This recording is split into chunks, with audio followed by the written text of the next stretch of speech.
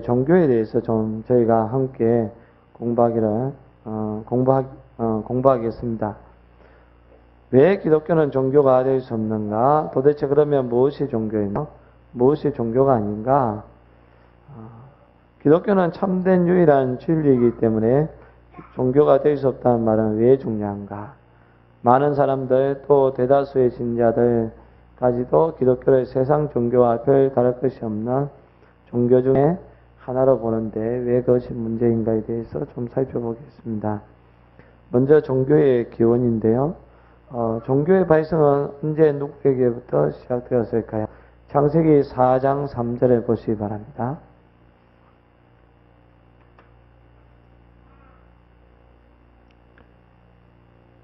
4장 3절과 4절 같이 읽어봅니다.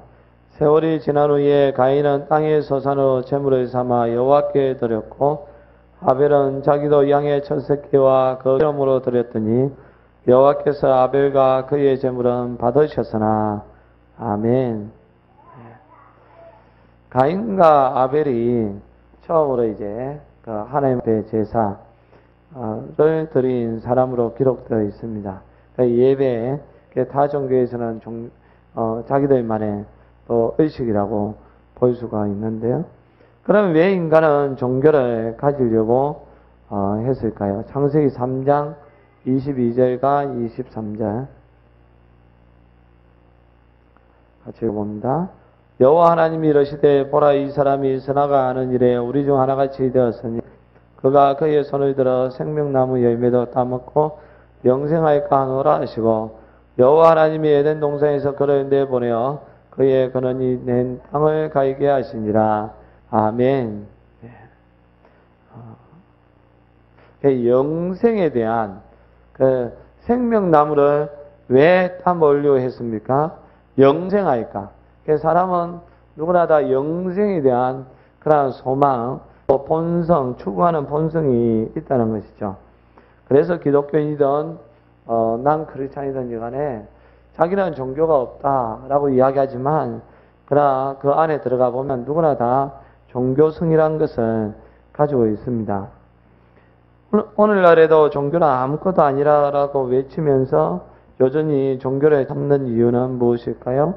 로마서 1장 20절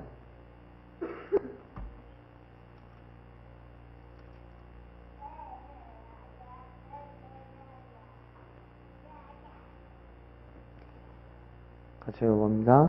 창세로부터 그의 보이지 아니하는 것들 곧 그의 영원하신 능력과 신성이 그가 만드신 만물에 분명히 보여 알려졌나니 그러므로 그들이 핑계하지 못하였지니라. 아멘. 왜 그런가 하면 하나님의 능력과 신성이 자연 만물 속에 다 드러나 있다는 겁니다.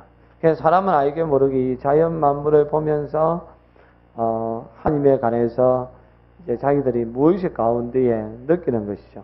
물론 그들이 하나님이라는 것을 알지는 못하지만 그러나 누구에게나 신에 대해서 느낄 수 있게끔 이 자연 만물 속에 드러나 있다는 것입니다. 로마서 1장 19절 같이 읽어봅니다. 이나 하나님을 알만한 것이 그들 속에 보임이라 하나님께서 이를 그들에게 보이셨느니라. 아멘. 네.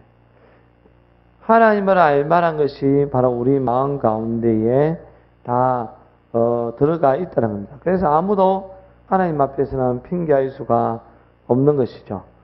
로마서 2장 6절 같이 읽어봅니다. 하나님께서 각 사람에게 그 행한 대로 보응하시고 아멘. 사람은 그래서 죽을 때가 되면 다 자기를 돌아봅니다. 그러면서 죽음에 대해서 누구나 다 두려워하는 거죠.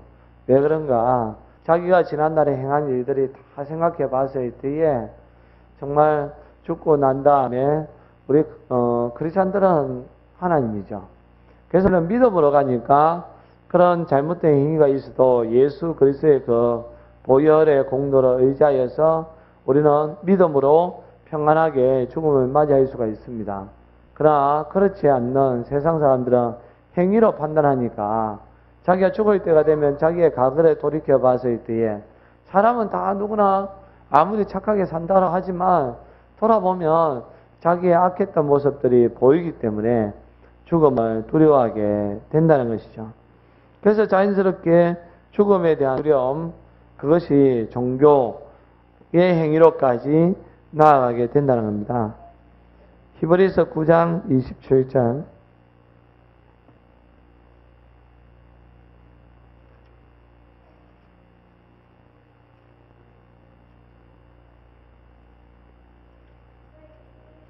같이 읽어봅니다. 한 번 죽는 것은 사람에게 정해진 것이요 그 후에는 심판이 있으리니 아멘. 또 누구나 한 번은 다 죽는다는 것을 아는 거죠. 그래서 이 삶이라는 것은 현재로 봤을 때 긴 것 같지만 돌아보면 언제나 삶은 너무나 짧은 순간이고, 근데 누구나 또 알고 있는 것은 이 죽고 난 다음 세계는 이 영원한 세계가 있을 거라고 생각을 합니다. 그런데 그 영원한 세계에서 자기는 정말로 천국에 가고 싶고, 또 불교인들은 극락과 왕생을 하고 싶고, 또 이슬람교도 그러한 영원 사상이 다 있거든요. 종교는 대부분 다 영원 사상이 있는데, 결국 그 죽음이 있고 그 후에는 자기가 이 땅에서 어떻게 살았는지에 대한 그 행위를 가지고 심판을 받는다는 것을 아니까 이 사람들은 다 종교성을 가지고 있고, 또 많은 사람들이 종교적인 행위를 그렇게 하게 된다는 겁니다. 두 번째 이제 종교의 허구성인데요. 결국 종교의 대상과 내용이 어떻게 바뀌었습니까? 로마서 1장 23절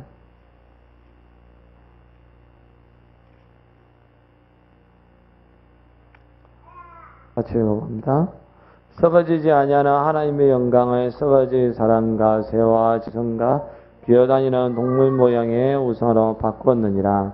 아멘.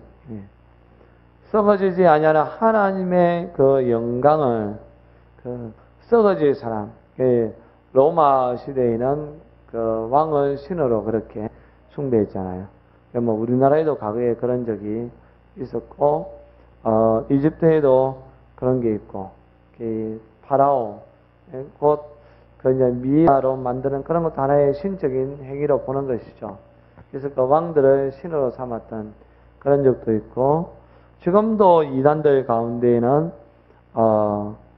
신으로 만드는 경우가 있죠. 그래서 그 사람이 성령님이다 라고 그렇게 이야기하는데, 성령님은 하나님이신데 사람에게 성령님 보혜사라는 그런 명칭을 붙이는 그런 이단도 있습니다.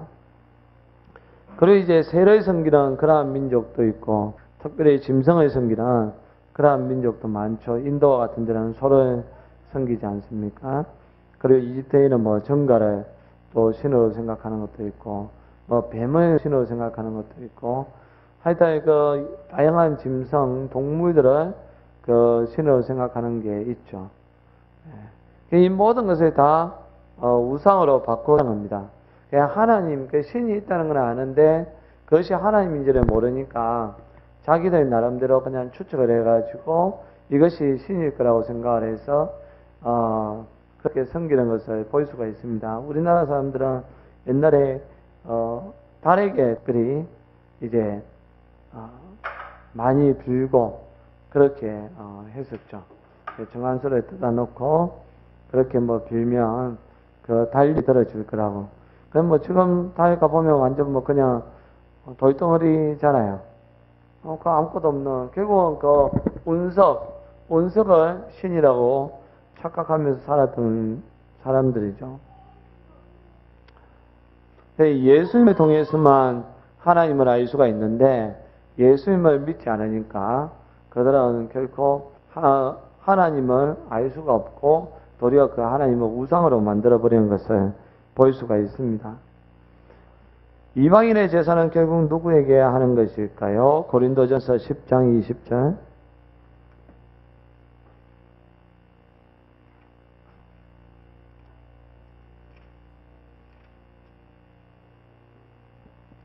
같이 읽어봅니다. 무라 이방인이 제사하는 것은 귀신에게 하는 것이요 하나님께 제사하는 것이 아니니 나는 너희가 귀신과 교제하는 자가 되기를 원하지 아니하노라. 아멘. 이 제사, 우리나라에도 아직까지 제사 문화가 있는데, 그 제사는 누구에게 하는가 하면 귀신에게 한 것입니다. 죽은 조상은 없는 거죠. 죽은 조상들은 다 지금 심판을 받고 이제 천국에 가실 분들은 천국에 가셨을 것이고 지옥에 가셨을 분들은 지옥에 갔을 것입니다.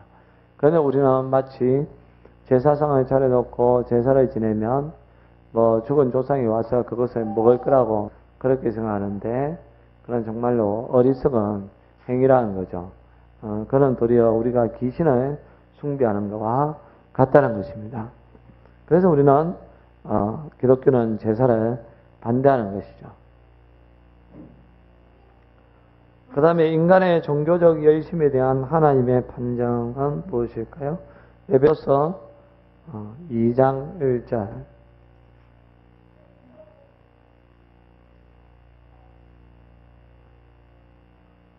같이 읽어봅니다. 그러나 허물과 죄로 죽었던 너희를 살리셨도다. 아멘. 우리가 과거에 하나님을 알기 전에는, 예수님을 믿기 전에는 허물과 죄로 말미암아 죽었던 그러한 영혼들이었습니다. 그 다음에 디도서 3장 5절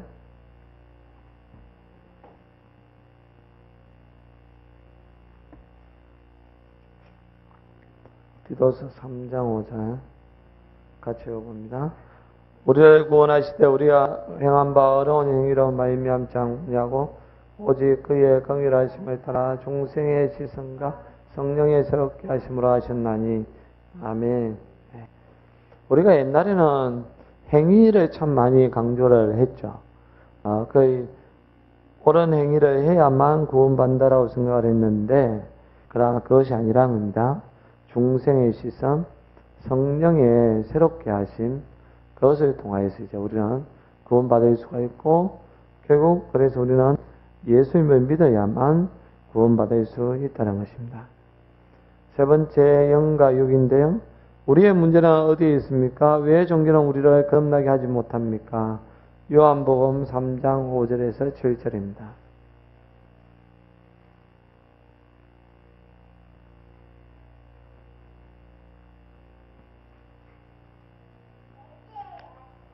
같이 읽어본다. 예수께서 대답하시되 진실로 진실로 너희에게 이르노니 사람이 물과 성령으로 나지 아니하면 하나님의 나라에 들어갈 수 없느니라. 육으로 난 것은 육이요 영으로 난 것은 영이니 내가 너희에게 거듭나야 하겠다는 말을 놀랍게 여기지 말라. 아멘. 우리가 물과 성령으로만 거듭나야 하나님의 나라에 들어갈 수 있는데 사람들은 계속해서 육적인 것, 심지어 어느 종교는 고행을 강조하는 게 있습니다. 심지어 자기 몸에 자학해가지고 뭡니까 자기의 욕심을 죽인다 하는 그런 종교. 그게 이제 힌두교에도 있고 이슬람교에도 있고 심지어 천주교에도 그런 종교적인 행위가 있는데 그건 아무 의미가 없다는 겁니다. 그렇게 한다 해가지고 내가 내 육체를 상하게 한다 해가지고 내가 구원받을 수 있는 것은 아니라는 것이죠. 우리는 오직 거듭나야만 성령님을 통해서만 천국에 들어갈 수 있게 된다는 겁니다. 참된 예배의 구성 요소는 무엇일까요? 요한복음 4장 23절 24절 같이 읽어봅니다. 아버지께 참되게 예배하는 자들은 영과 진리로 예배할 때 원하니 곧 있더라. 아버지께서는 자기에게 이렇게 예배하는 자들을 찾으시느니라. 하나님은 영이시니 예배하는 자가 영과 진리로 예배하였으니라. 아멘.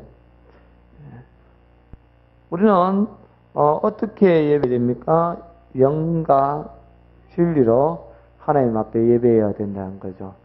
그래서 우리가 예배 드릴 때는 내 모습은 중요하지 않습니다. 내 영이 중요한 거죠.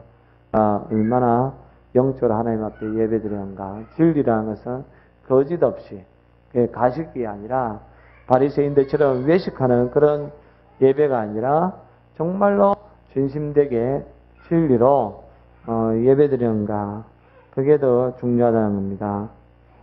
이러한 예배는 언제 가능합니까? 25절, 26절 제가 봅니다. 여자가 이르되 메시아고 그리스도라는 이가 오실 줄을 내가 아노니 그가 오시면 모든 것을 우리에게 알려주시리이다. 예수께서 이르시되 네게 말하는 내가 그라 하시니라. 아멘. 곧 이때라는 거죠. 지금 우리는 늘 하나님 앞에 신령과 진정으로 예배드릴 수 있어야 한다는 겁니다. 그래서 우리는 늘 예배의 삶을 살아야 한다라고 이야기하잖아요. 그래서 꼭 교회에 와서 이렇게 예배드리는 시간뿐만 아니라 우리의 삶 자체가 예배적인 삶이죠. 예배는 경배하는 것이고 경배한다면서 하나님 앞에 영광 돌리는 것이잖아요. 우리 인생의 목적이 하나님 앞에 영광 돌리는 것이니까 늘 어떤 예배자적인 삶의 자세를 가지고 나아가야 한다는 겁니다. 결론적으로 예수님을 믿으면 어떻게 참된 예배가 가능합니까? 에베소서 3장 18절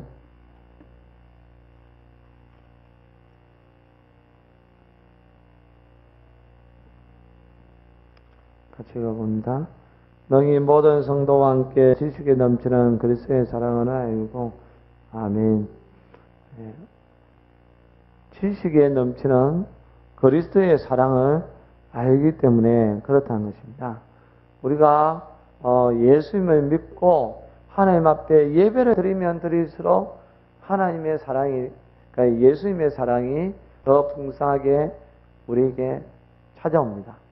예배를 통해서 우리는 하나님과 더 친밀해지고 또 예수님의 그 사랑을 우리가 더 깊이 체험할 수 있게 된다는 거죠.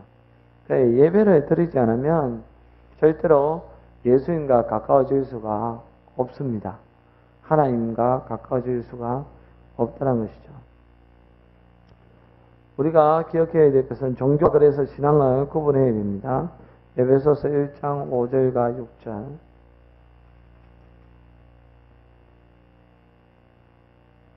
같이 가봅니다.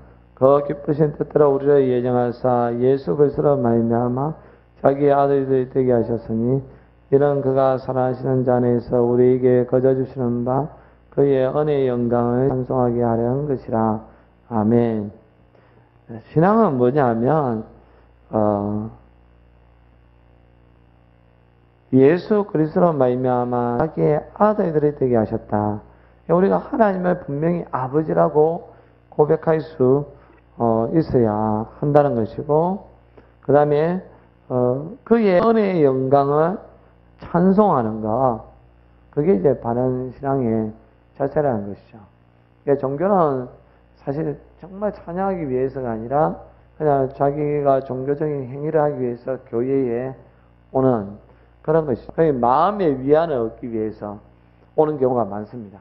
어떤 사람들은 그렇게 표현하는 경우가 많이 있잖아요. 그게 뭐냐면 내가 뭐 하나님 믿는지 없는지 모르지만 내가 교회를 나가는 거는 교회 가면 마음이 좀 편해서 교회 간다라고 이야기하는 사람, 예배 드리면 마음이 좀 편해. 마음의 위안을 얻기 위해서 가죠. 사실 그건 아직까지 신앙의 단계는 아닌 거죠. 그건 결국 종교적인 그런 행위를 하는 겁니다. 신앙은 믿는 거거든요. 마음의 평안을 넘어서서 정확하게 누구를 믿느냐 그걸 아는 것인데 하나님을 믿는 것이고 예수님을 믿는 것이고 성령님을 믿는, 그래서 그 믿음을 가지고 나아가는 그것이 진정한 신앙의 모습이라는 겁니다.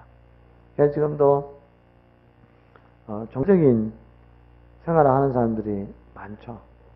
교회 오는 것도 정말로 하나님을 예배드리기 위해서가 아니라 직분 때문에 오는 경우도 있고, 또 그 다음에 사람들하고 교제하기 위해서 이제 오는 경우도 있고, 이제 그런 경우가 많은데 그런 종교적인 행위고, 정말 우리가 교회에 오는 것은 하나님을 믿기 때문에 하나님을 찬양하기 때문에 우리가 와야 한다는 것입니다.